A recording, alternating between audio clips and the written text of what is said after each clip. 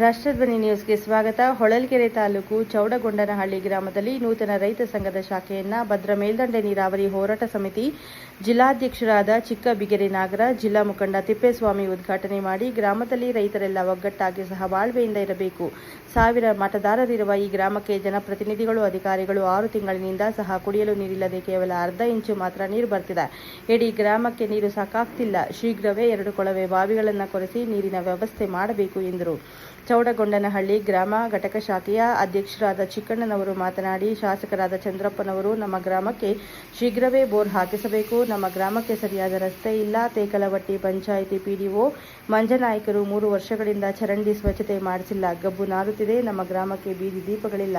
ರೈತರೆಲ್ಲ ಜಿಲ್ಲಾಧಿಕಾರಿಗಳ ಕಚೇರಿ ಎದುರು ಉಗ್ರ ಹೋರಾಟ ಮಾಡಲು ಇಡೀ ಗ್ರಾಮವೇ ಹೊರಡುತ್ತೇವೆ ಎಂದರು. ಈ ಸಮಯದಲ್ಲಿ ಚನ್ನಕೇಶವ, ಕೃಷ್ಣಮೂರ್ತಿ, ತಿಮ್ಮೇಶ್, ಜಗಣ್ಣ, ಮಾಲಿಂಗಪ್ಪ, ಬಸಣ್ಣ, ಲಕ್ಷ್ಮಮ್ಮ, ಸವಿತಾ, ಸಣ್ಣಕ್ಕಿ, ಪ್ರಭಾಕರ್, ಅಜಯ್, ರಾಜಪ್ಪ, ಯುಗಪುರುಷ ಮುಂತಾದವರು ಇದ್ದರು. ವರದಿ ನಾಗರಾಜ್ ಹದಡಿ. ಕ್ಷಣ ಮಾಹಿತಿಗಾಗಿ ವೀಕ್ಷಿಸಿ ರಾಷ್ಟ್ರಧ್ವನಿ ನ್ಯೂಸ್ ಕನ್ನಡ.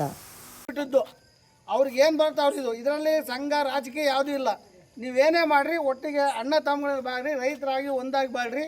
ರೈತರು ಬಿಟ್ಟರೆ ಜೀವನ ಇಲ್ಲ. ನೀವೆಲ್ಲ ಒಂದಾಗ್ರಿ ಅಂತ ಹೇಳಿ ನನ್ನ ಮನದಾಸೆ ಮಾತಾಡಿ ನಾನು ಮಾಡ್ತೀನಿ. ಹಳ್ಳಿ ಹೋಬಳಿ ಚೌಡಗೊಂಡನಹಳ್ಳಿ ಗ್ರಾಮದಲ್ಲಿ ಈಗ 5-6 ತಿಂಗಳಿಂದ ನೀರಿನ ಸಮಸ್ಯೆಗೆ ನಾವು ತಾಲೂಕು ಆಫೀಸ್ಗೆ ಹೋಗಿ ಕೂತ್ಕೊಂಡಾಗ ಮಾಡಿಕೊಡ್ತೀವಿ ಅಂತ ಹೇಳಿದ ಮೇಲೆ ಕಳಿಸಿದ್ರು. ಪಾಯಿಂಟ್ ಮಾಡಿ ಈಗ ಹೆಚ್ಚು ಕಮ್ಮಿ 10 ದಿನ ಆಗಿದೆ. ಪಾಯಿಂಟ್ ಮಾಡಿ 10 ದಿನ ಆದರೂ ಬೋರ್ ಗಾಡಿ ಕಳ್ಸಂಗೆ ಇಲ್ಲ.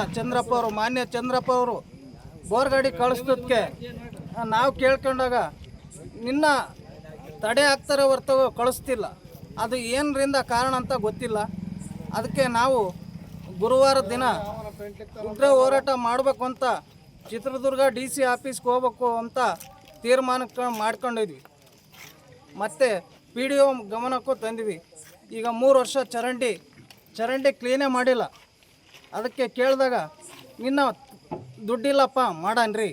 ದುಡ್ಡಿಲ್ಲಪ್ಪ ಮಾಡೋಣ ಅಂತ ಇನ್ನು ಅದನ್ನೇ ಹೇಳ್ತಾರೆ ಹೊರತಾಗು ಬೀದಿ ಲೈಟ್ ಇಲ್ಲ, ಇನ್ನೊಂದು ಏನೇ ಒಂದು ಸೌಕರ್ಯನೂ ಇಲ್ದಕ್ಕೆ ನಾವು ಒಂದು ಸಂಘ ಕಟ್ಕೊಂಡು ಈ ಹೋರಾಟ ಮಾಡಬೇಕು ಅಂತ ತಮ್ಮಲ್ಲಿ ಕೇಳ್ಕೊಂಡು